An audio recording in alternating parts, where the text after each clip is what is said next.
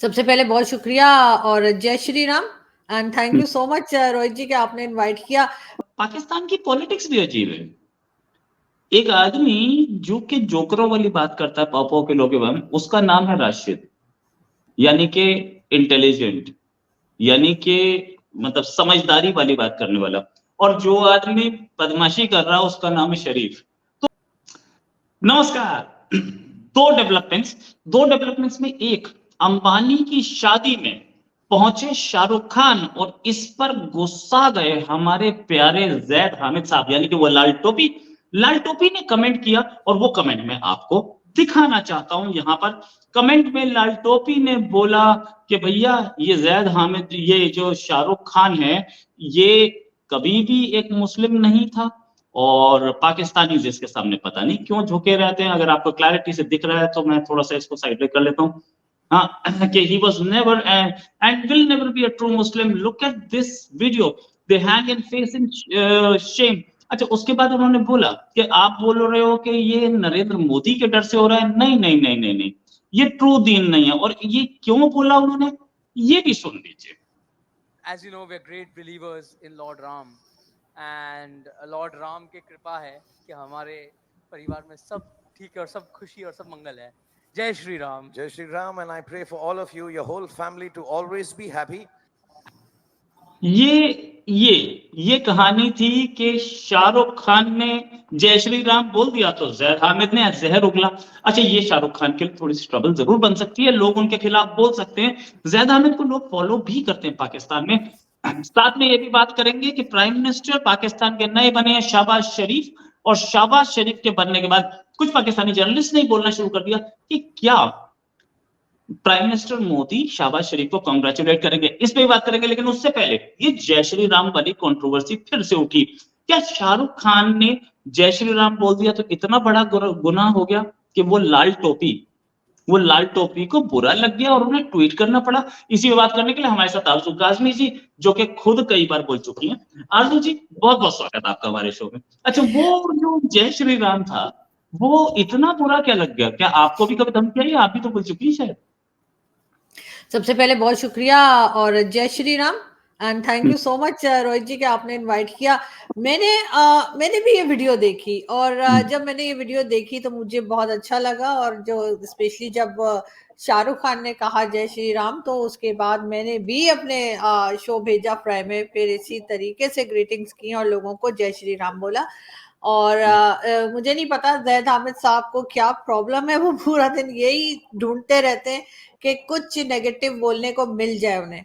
और I am sure कि उनकी इस बात से ना तो शाहरुख खान को कोई फर्क पड़ता है, ना तो अंबानी फैमिली को या किसी भी इंडियन को, इवन पाकिस्तानी को फर्क नहीं पड़ता। मैंने बोला लेकिन मुझे कोई फर्क नहीं पड़ता। वैसे वो लाहौर में रहते हैं, बहुत डिस्टेंस नहीं है इस्लामाबाद से, और आई होप कि कभी ना कभी वो मेरी वीडियोस भी देखेंगे। लेकिन इस किस्म के लोग पाकिस्तान में मौजूद है। ये और बातें, उनके कुछ फॉलोअर्स हैं मगर बहुत ज्यादा फॉलोअर्स नहीं है जो उनकी बात को सुनते हो, या अब तो लोग उनका मजाक ही बनाते हैं कि वो कभी गज़वा हिंद की बात करते हैं और कभी कुछ। और अब उनकी ट्वीट जो है जो आपने दिखाई उसके ऊपर भी लोग हंसी रहे होंगे जिस तरह की ट्वीट है, क्योंकि जाहिर है किसी में थोड़ी सी भी अकल होगी तो वो इस किस्म की बात नहीं करेगा। राइट, थोड़ी सी भी अकल होगी तो इस किस्म की बात नहीं करेगा। लेकिन ये पाकिस्तान में एक बहुत बड़ा इशू नहीं बन जाता कि अरे दूसरे धर्म जय श्री राम बोल दे?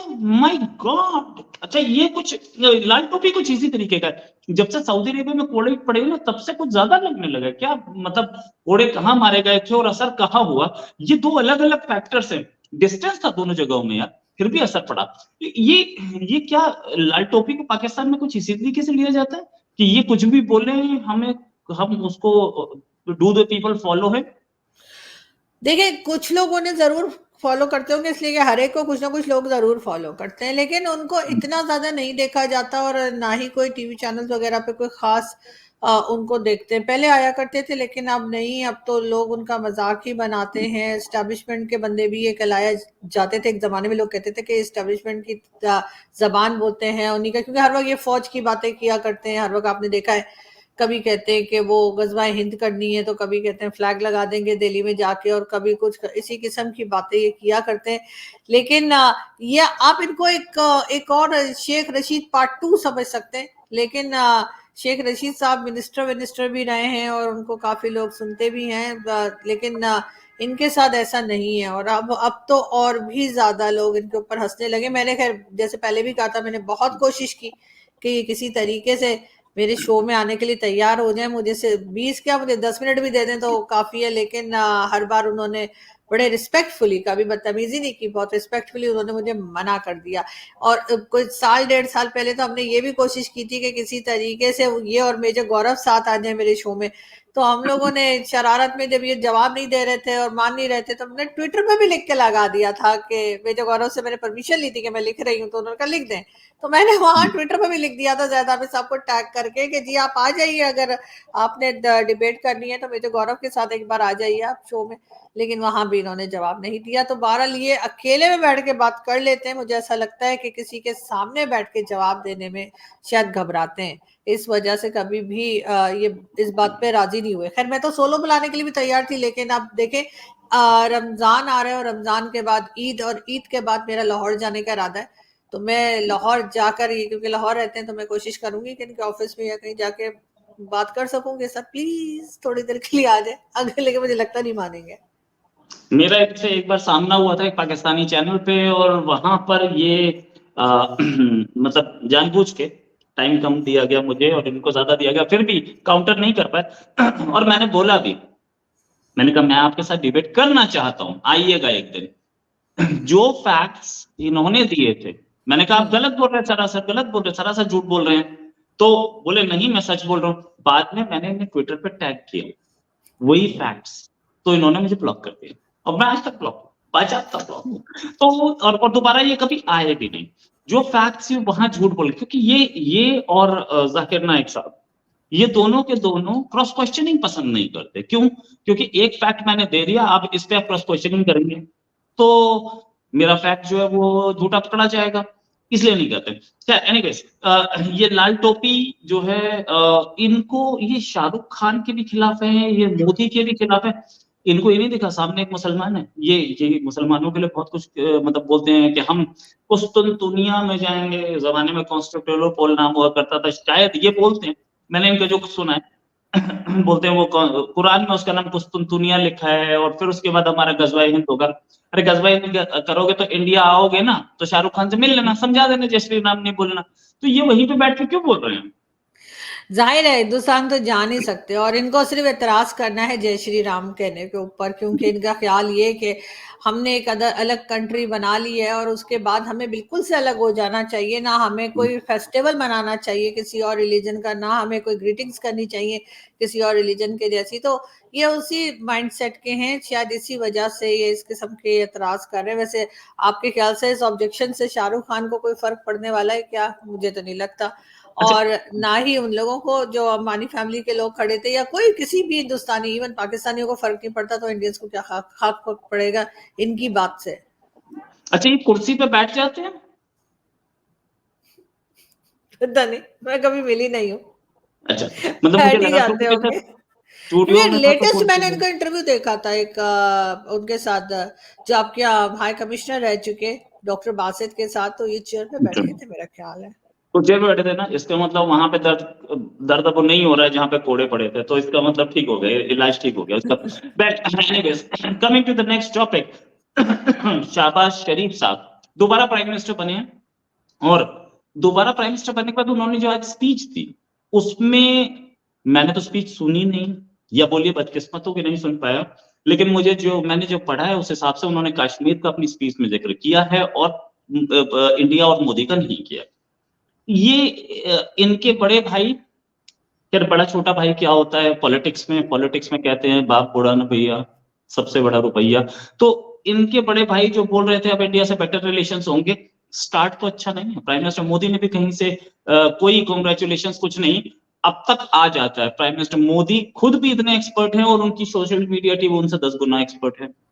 अब तक आ जाना चाहिए था, नहीं दिया गया है। कब उनका इलेक्शन, मतलब आज नहीं, हम तो तब से जान रहे हैं ना, करीब 1 हफ्ते से जान रहे हैं कि शहबाज शरीफ प्राइम मिनिस्टर बनेंगे। प्रेस कॉन्फ्रेंस हुई थी, उसी समय भी कंग्रेचुलेट किया जा सकता था। आज ओथ लेते ही कंग्रेचुलेट किया जा सकता था, नहीं किया गया। इसका मतलब प्राइम मिनिस्टर मोदी कहीं पे ये दिखा रहे हैं कि अपने घर में रहो, हमसे बात करने की जरूरत नहीं है। पाकिस्तान के कुछ लोग, कुछ जर्नलिस्ट, मैंने 2-3 आर्टिकल भी पढ़े कि क्या Shahbaz can be a Sharif for India. ये पाकिस्तानी वेबसाइट पे पढ़ा है मैंने। पाकिस्तानी वेबसाइट, पाकिस्तानी लोग क्या उम्मीद कर रहे हैं कि प्राइम मिनिस्टर मोदी उनको कंग्रेचुलेट करेंगे, फिर से गले मिलेंगे, माँ के लिए साड़ी लेके जाएंगे, कुछ ऐसा चक्कर? नहीं देखें, नवाज शरीफ और शहबाज शरीफ में बहुत डिफरेंस है। मुझे नहीं लगता कि जैसे लोग नवाज शरीफ साहब को लिया करते थे वैसे ही शहबाज शरीफ साहब को लेंगे, ऐसा बिल्कुल भी नहीं है। जहां तक कोई मुबारकबाद या इस तरह की बात की जा रही है, तो अभी तक तो सिर्फ चाइना ने मेरा ख्याल है कहा है, या फिर एक सऊदी अरब की तरफ से सुना है कि, बाकी तो अभी किसी कंट्री ने, ना अमेरिका ने, ना किसी ने कुछ नहीं कहा, तो भारत ने भी नहीं कहा।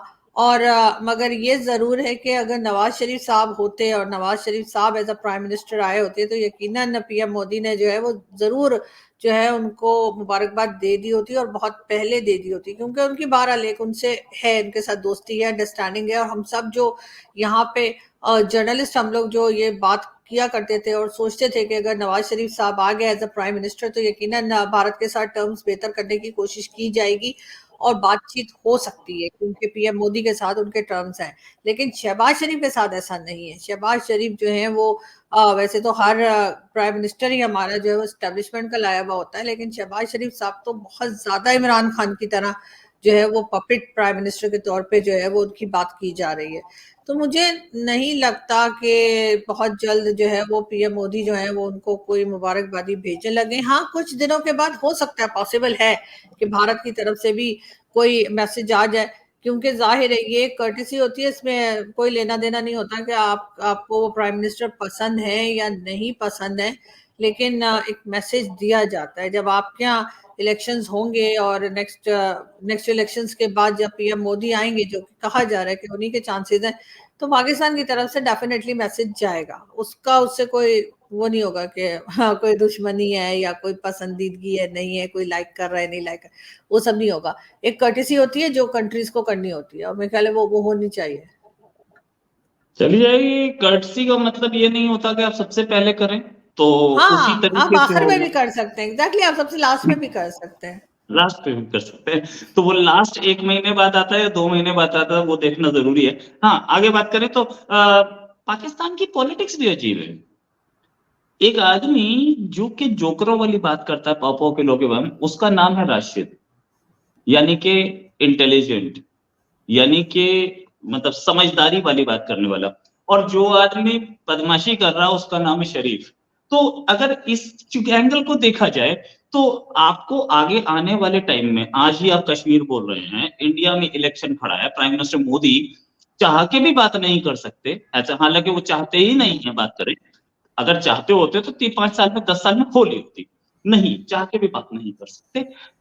एक चीज कि ऐसे में क्या दोनों अपनी अपनी कॉन्स्टिट्यूएंसी को करते रहेंगे, क्योंकि ये गवर्नमेंट भी ज्यादा दिन तो टिकती नहीं दिख रही है मुझे। देखिए कितने दिन टिकती है ये तो खैर आगे पता लगेगा, क्योंकि वैसे तो सभी ये कह रहे हैं कि ज्यादा दिन टिकने वाली नहीं है। लेकिन जो स्टेटमेंट आते ही शहबाज शरीफ साहब ने दी इंडिया के बारे में या कश्मीर को लेकर, उन्होंने जो बात की, तो वो तो कोई नई बात नहीं है। पाकिस्तान में तो जो भी प्राइम मिनिस्टर आता है वो पहला स्टेटमेंट तो यही दे देता है। वो ये भी नहीं हम्म। बताता कि उसने पाकिस्तान के लिए क्या करना है, उसने वो ये भी नहीं कहता कि वो अफगानिस्तान या ईरान या चाइना के साथ कैसे रहेगा। वो भारत का नाम भी नहीं लेता, वो सीधे सीधे कश्मीर पे ही जंप लगा देता है। तो शहबाज शरीफ ने भी कुछ उसी तरह का स्टेटमेंट दे दिया। इससे एक बात तो साफ जाहिर है, और वो ये कि स्क्रिप्ट राइटर एक ही है, यानी कि जो भी प्राइम मिनिस्टर आएगा उसको जो तकरीर लिख के दी जाएगी, जो स्पीच लिख के दी जाएगी, वो एक ही जगह से लिख कर आई जाती है और एक ही तरह की बात करते हैं। क्योंकि जब आते हैं तब कश्मीर कश्मीर कश्मीर करते हैं, और जब चले जाते हैं और सीट से हट जाते हैं तो अचानक से भारत अच्छा लगने लग जाता है। अचानक से भारत के प्राइम मिनिस्टर की तारीफें होती हैं। आप इमरान खान का रिकॉर्ड उठा के देख लें, जो रिसेंटली इमरान खान ने प्राइम मिनिस्टरशिप से हटने के बाद जो अपने पॉलिटिकल रैलीज की थी और अपने जो जलसे वलसे किए थे उसमें उन्होंने पीएम मोदी की बड़ी तारीफ की, उन्होंने भारत की बड़ी तारीफ की और उन्होंने ये भी कहा कि जी पीएम मोदी जो है वो करप्ट नहीं है, उनका बाहर कोई प्रॉपर्टी नहीं है, उन्होंने कोई पैसा नहीं बनाया और इस किस्म की चीजें इमरान खान ने की। लेकिन ये वही इमरान खान है, ये भी नहीं भूलना चाहिए कि जब इमरान खान प्राइम मिनिस्टर थे तो उस वक्त यही इमरान खान नेगेटिव बातें किया करते थे भारत के बारे में। तो बात साफ है कि जिस वक्त प्राइम मिनिस्टरशिप पे थे उस वक्त जाहिर है कि जो लोग लाए थे ये उनके हिसाब से बोल रहे थे और जब वहां से हटाए गए तो फिर उसके बाद इन्होंने अपना दिमाग इस्तेमाल किया और उनको पता लगा कि नहीं इंडिया में कुछ बेहतर काम हो रहा है या प्राइम मिनिस्टर जो है वो इंडियन प्राइम मिनिस्टर जो है वो अच्छा काम कर रहे हैं, तो उन्होंने वो बात कर दी। शहबाज शरीफ भी आते ही के साथ ही उन्होंने ना तो पीएम मोदी का नाम लिया ना इंडिया का नाम लिया, वो कश्मीर के ऊपर अपना भाषण झाड़ के चले गए। अब जब शहबाज शरीफ साहब चले जाएंगे, हो सकता है 2 साल में चले जाएं, हो सकता है 5 साल निकाल भी जाए, जिसकी उम्मीद बहुत कम है, लेकिन चले जब भी जाएंगे उसके बाद शहबाज शरीफ जब स्टेटमेंट देंगे तब देखिएगा कि वो कैसी तारीफें करते हैं। और नवाज शरीफ साहब के साथ काफी 70% यही लग रहा था कि इंडिया के साथ टर्म्स बेहतर करेंगे। और उससे पहले भी आप जानते हैं कि जब कारगिल वॉर हुई थी और उसके बाद नवाज शरीफ साहब का स्टेटमेंट था कि हमसे गलती हुई है, हमें तो बताया भी नहीं गया था, हम तो जनरल परवेज मुशर्रफ को रोक रहे थे। और उन्होंने कारगिल वॉर को ब्लंडर भी कहा। तो खैर सभी कहते हैं, सार पाकिस्तानी जो है वो कारगिल वॉर को एक ब्लंडर के तौर पे याद करता है, लेकिन नवाज शरीफ साहब ने उस वक्त भी बोला था कि ये तो ब्लंडर है और ये है वो है करके बात की थी। मगर अब हुआ ये कि जाहिर है कि उनको नहीं लाया गया। उसकी रीजन यही लग रही है कि उनका क्योंकि काफी ज्यादा झुकाव जो है उनका इंडिया की तरफ है, शायद इस वजह से नहीं आने दिया उन्हें। अच्छा, एक जिसे बोलूं पसोपेश या पाकिस्तानी पॉलिटिक्स का गेम ये भी कि इमरान जिस नाम का मतलब होता है प्रोस्पेरिटी, जिसका मतलब होता है हैप्पीनेस, वो पाकिस्तान को बर्बाद करके गया। वो आपने इमरान खान की बात की तो इमरान खान तो अब आते नहीं दिख रहे, हमें शहबाज शरीफ ही दिख रहे हैं। लॉन्ग टर्म में नहीं दिखता दोनों कंट्रीज के बीच में better relations. Prime minister is now busy, Indian prime minister अब बिजी, पहली लिस्ट निकाली जा चुकी है तो इंडियन प्राइम मिनिस्टर अब बिजी हैं कैंपेन में। और ये जो स्पेकुलेशंस चल रही हैं कि क्या इंडियन प्राइम मिनिस्टर उन्हें कांग्रेचुलेट करेंगे या नहीं करेंगे, यार करना होता तो कर लिया होता अब तक, तो स्पेकुलेशन से दूर। Thanks a lot Aarzoo ji for joining, बहुत अच्छा डिस्कशन था। और आगे आने वाले टाइम में, क्योंकि पाकिस्तान में इलेक्शन हो चुका है और इंडिया में हो रहा है, बहुत सारी खबरें और आएंगी। 1-2 हफ्ते में हम इन खबरों पे भी डिस्कशन करेंगे, लेकिन आपसे उससे पहले जल्दी एक डिस्कशन करेंगे। अभी के लिए नमस्कार, धन्यवाद, जय हिंद, जय श्री राम। जय श्री राम, थैंक यू।